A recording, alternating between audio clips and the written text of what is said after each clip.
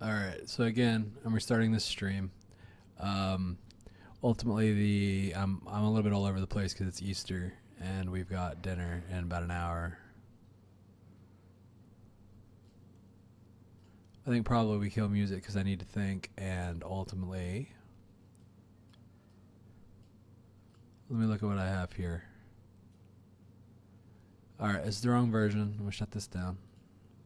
So these two documents are my focus.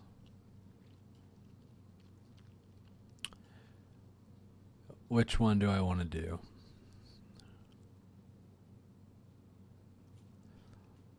I also think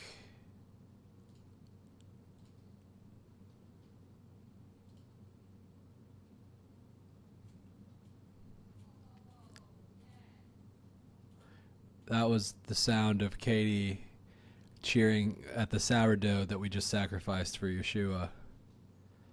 The sourdough, we have a video in the works. It involves sentient sourdough, and the sourdough just praises Yeshua.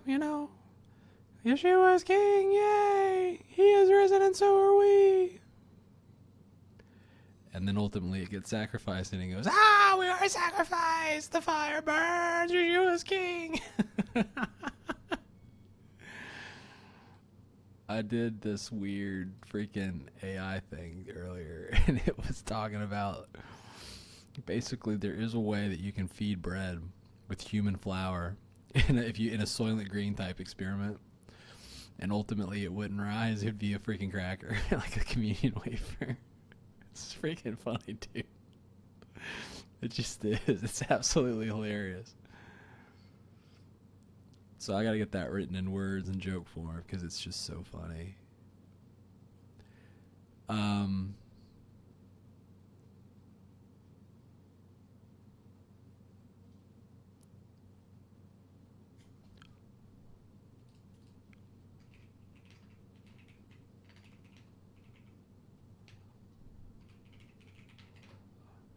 um,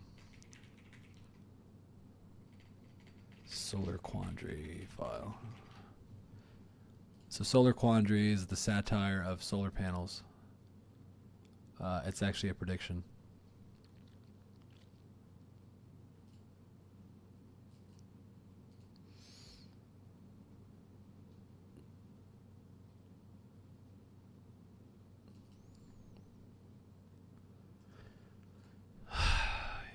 Ultimately, with my short stories, I hope they compare me to Philip K. Dick, and with my novels, I hope they compare me to C.S. Lewis. I think those are two of the greatest thinkers of our time. Philip K. Dick, obviously, being a radically struggling drug addict, but still. I like Orwell a lot too, but I think Orwell was a messenger. I don't think Orwell. I think he was a watcher. I don't think his stuff's a little too on the nose.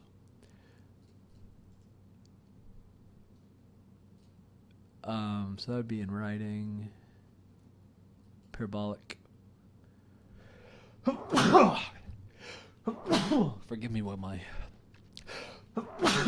pollen filter clears.